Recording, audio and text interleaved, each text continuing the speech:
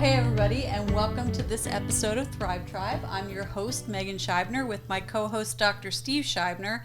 And this week, we're thrilled to have with us at the Thrive Tribe table, Dave and Julie Rudolph, dear friends of ours that you're going to find out, they'll find out lots about them, won't they? Yes. Some true, some not so true.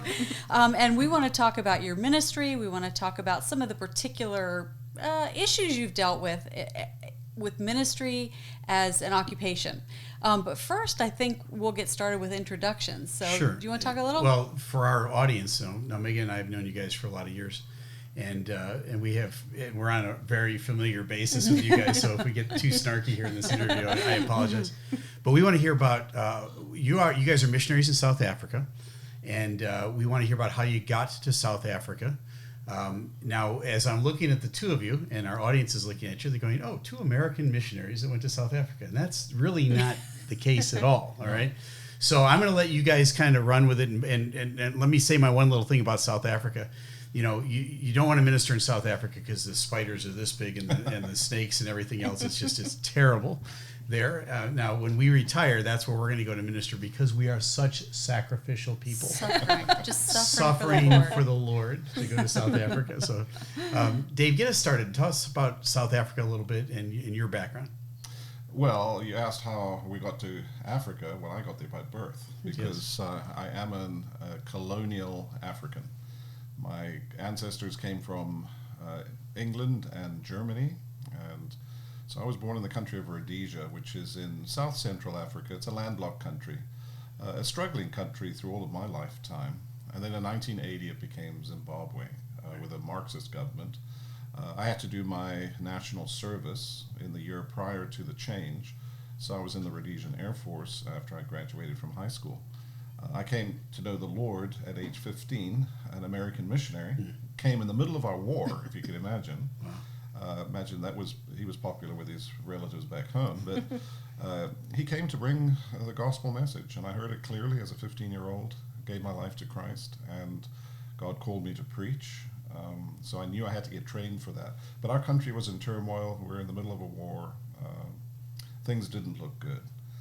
And then in 1980, after I was released from my military obligations, I was able to come to the States and get trained for ministry, and that's where I met Julie. That's where Julie entered my life. So we probably want to hear a little bit about her background because it's completely different to mine. Right.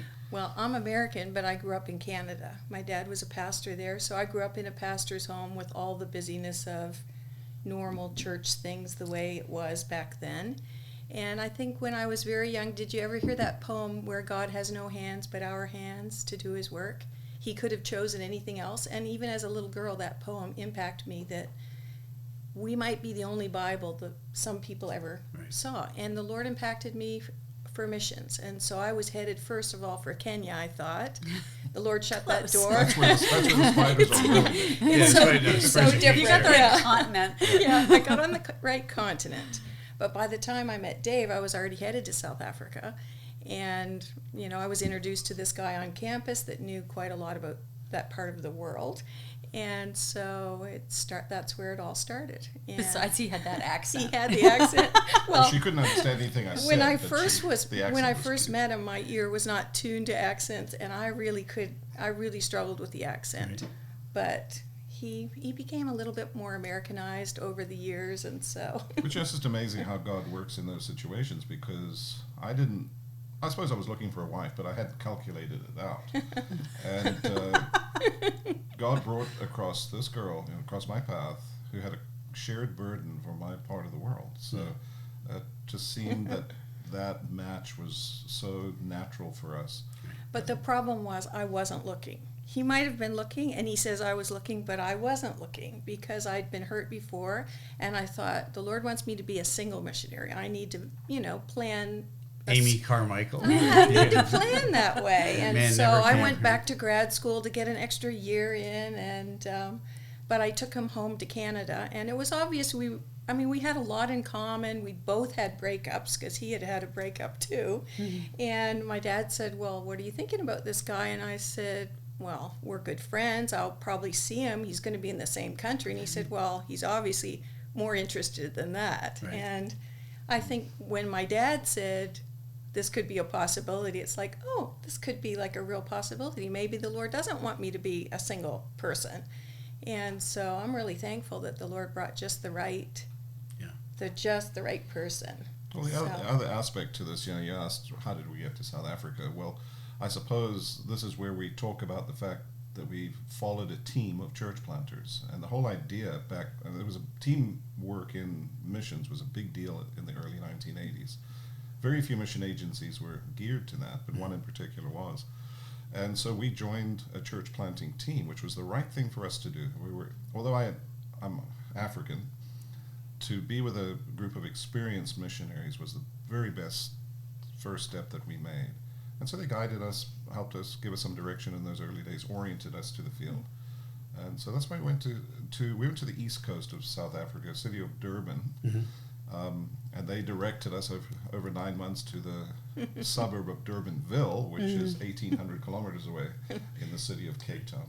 So we pioneered a new team and built a strategy there in Cape Town. Right. So, and you guys have really been through all of it historically, because you lived through apartheid. We arrived there about 4 years before apartheid was eradicated. So it was an interesting transition. There was a lot of tension in South Africa at that time, and we were working with young families whose husbands were doing military service. Right.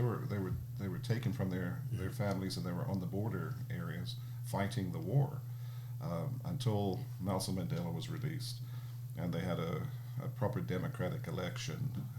There was a lot of tension in South Africa. Yeah, so, and I want to talk a little bit about South Africa, the country itself, because there's what we're all familiar with here on this side of the pond is, all the political turmoil over the years, but it's really a country of very sharp contrast still to this day. Our limited experience being over there, it's one of the most beautiful places on earth. Now, I don't want to give it away, but it really is. If you want to be a missionary, go to South Africa. It's beautiful, but at the same time, there's the places called the townships, and the poverty there is just appalling. And talk to us a little bit about the mission field of what South Africa is, a place of sharp contrast like that. Where do you find your niche, or do you not have one?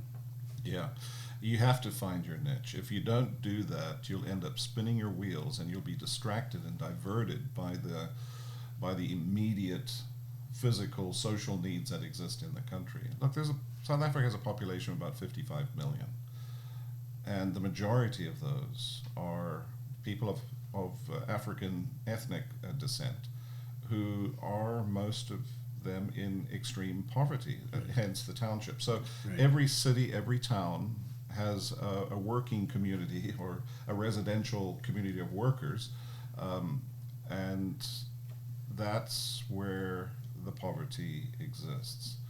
So if you go to South Africa as a missionary, you can't really be all things to all men. Mm-hmm. I mean, the racism of the past and the racial division, even though 25 years has passed since apartheid, the culture really hasn't changed enough to blur those boundaries. Yeah.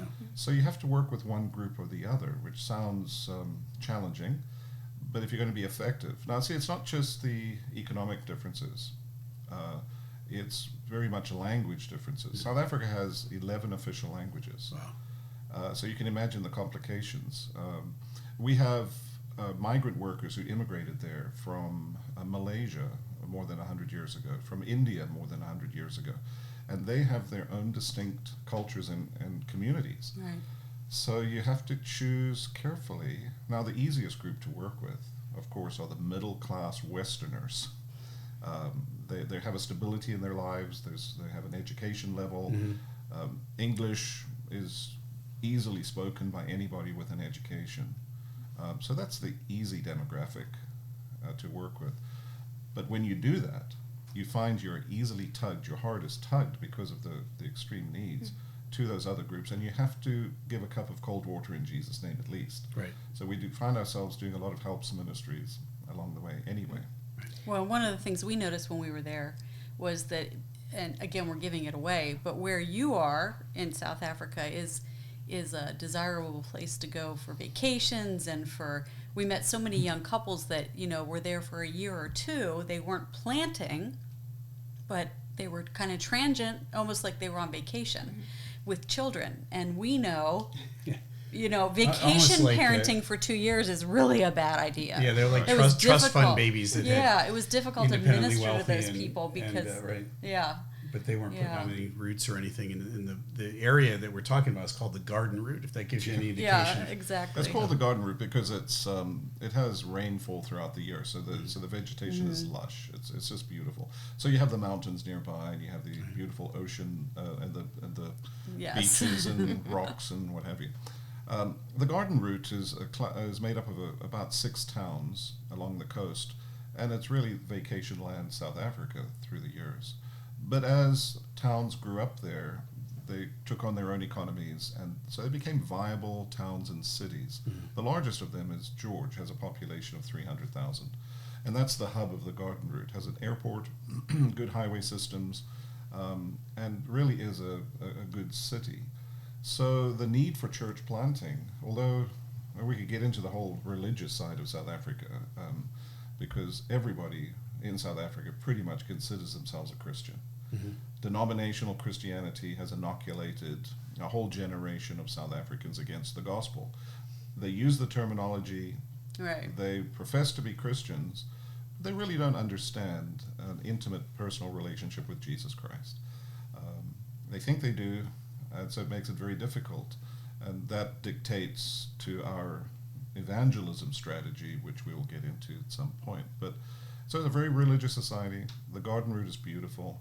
It's a transient community because work is fickle, a lot of tourism-based industries.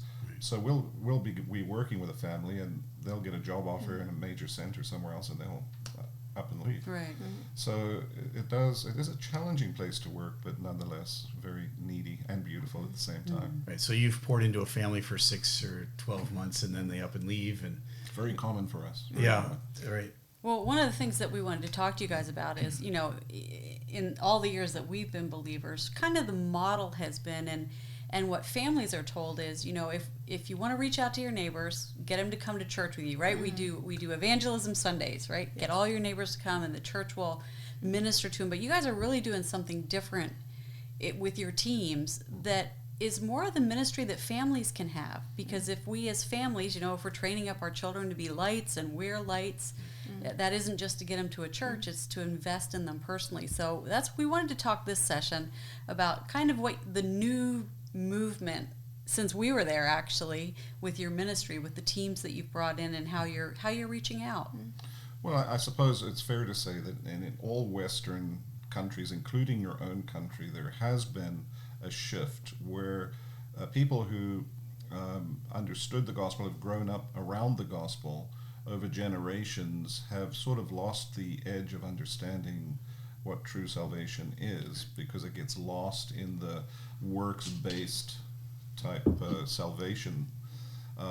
You've got that happening in your country. Oh yeah. And you've got a growing younger generation of people that have never been exposed to biblical Christianity at all. So they're postmodern, post-Christian, so they don't understand any of that. We have the same thing in South Africa. And so both groups of people are very challenging to reach, because the one is inoculated to the gospel. They hear things in a way, and they're not really hearing the truth. The others are suspicious of anybody religious.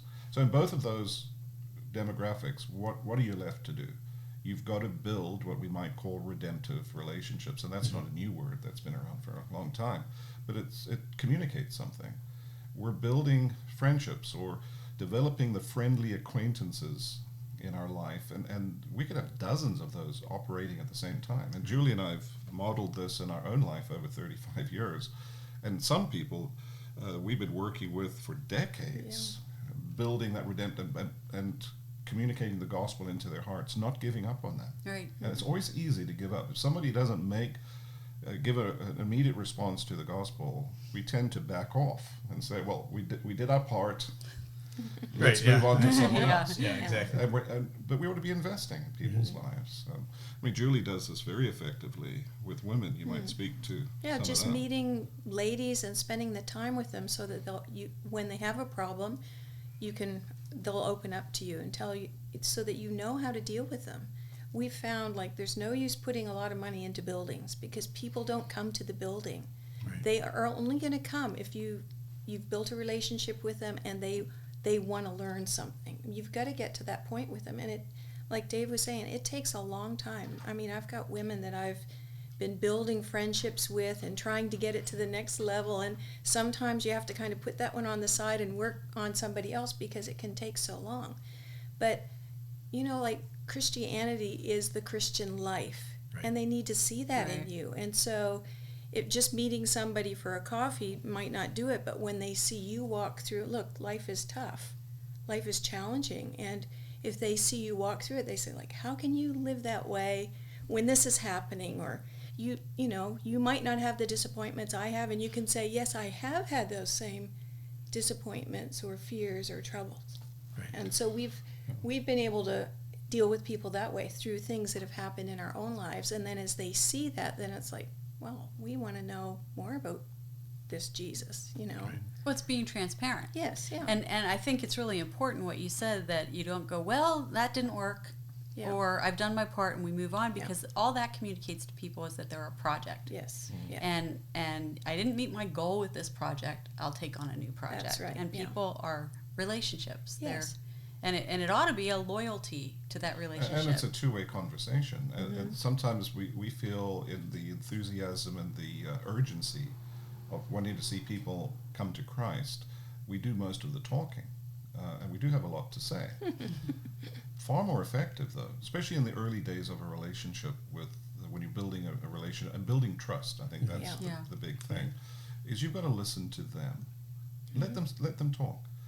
Understand their anxieties, their frustrations. Get to know and appreciate the struggles they're having in their relationships. And so listening plays a very important part. And that's hard for us, as some of us who are type A personalities. We get impatient and we want to get to the point. That doesn't work with most modern people.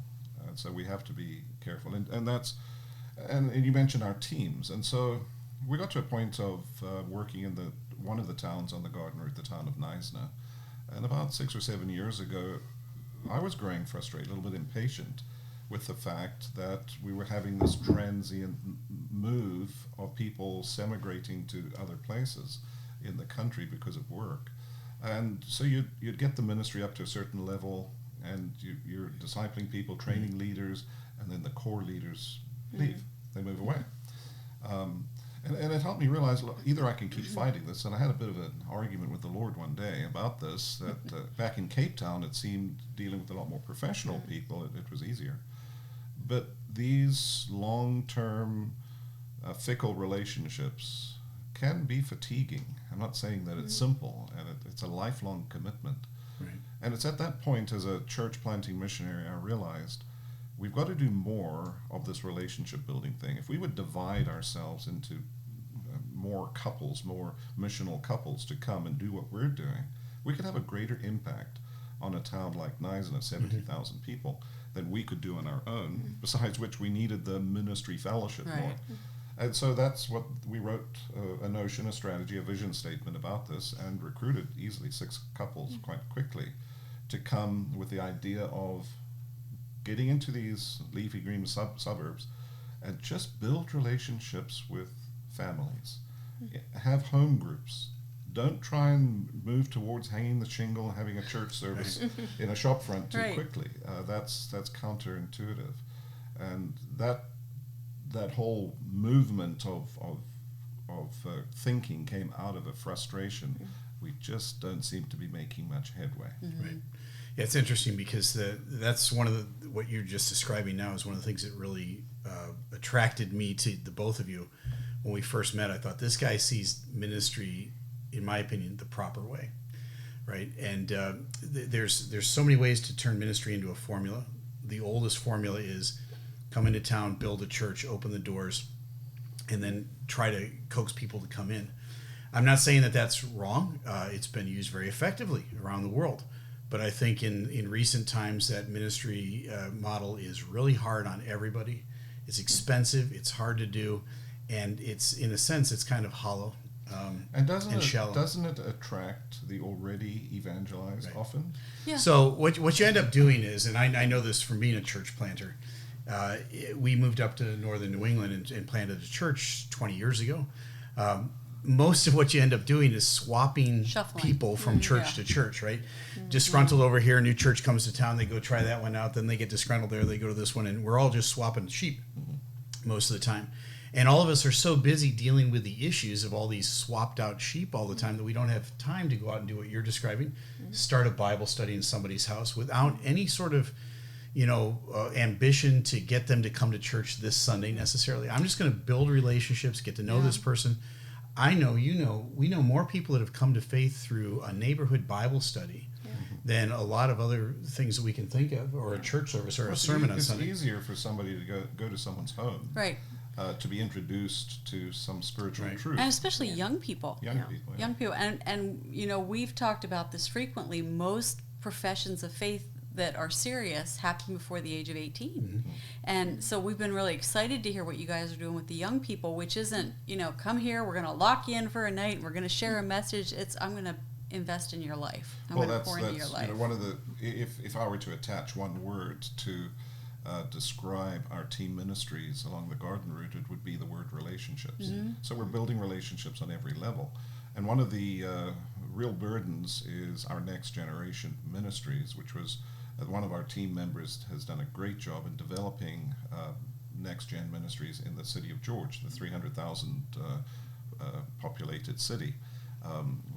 Outreaches to young, to kids, to teens, to young adults, using sports outreaches, basketball clinics. South Africa is not a basketball nation, but basketball, the kids, because they watch a lot of TV, want to play basketball. Right. So you can easily fill a roster for a basketball clinic as an outreach. Yeah. So those are great opportunities along the garden route to get into the lives of young people. Maybe we should go down and start a basketball clinic. If they would just play baseball. Well, okay, so I'm recruiting. So one of the things that has been important to us, and we really kind of see with 8 kids, we see the difference in our kids is there are service trips that kids go on, but we really saw fruit in our kids who did longer term. They would call it a mission trip, but more it's just going and seeing how do you do ministry, which one our daughter got to do with you guys, and we're hoping our son will get to go. But this is the kind of ministry that instead of sending our kids to go run a VBS for a week, go see what it looks like to just be involved in people's lives, because you're going to if you don't do it here, you're not going to do it there, and if you don't do it there, you're not going to do it here, right? It's just learning to be relational and that it's way. that cross-cultural ministry thing that sort of forces you out of your comfort zone. And in the United States, you have plenty of opportunity for cross-cultural ministry. Right. You don't have to go across the sea for that anymore. Right. No. So I think there is a sense where if we would be more open ourselves, and certainly for our kids, to get them into something that disarms them from what's normal, from what's usual. Right. It'll open their horizons for what is possible in ministry to others for the gospel's sake. Yeah. Well, good. Well, I think we're going to close out this session. We did miss one important thing, though, when Julie was introducing herself, because this almost kept Steve from being able to be a pastor. But Julie is a tremendous piano player, right? And so when you found Julie, you had half of what you needed for everywhere, right? Oh, no. She's had an amazing ministry, not only to kids and to women, but certainly with her music. She's an accomplished pianist. She's a hymn player, which every preacher wants. Somebody who just has immersed their lives in gospel music. Yeah. And so she's a tremendous blessing. Somebody who you can say on the spur of the moment, let's do number 468. And she opens right up to it. Know what it is. No, better still. does it? I don't still. usually- She says I to can you. say to her, honey, that's too high. Yes. And she can just easily change transpose keys. it down. When we planted our church up in Maine, the Sunday before we got started, we went to another little local church way off in the beaten path, and it was really small, very small, probably 18 people there.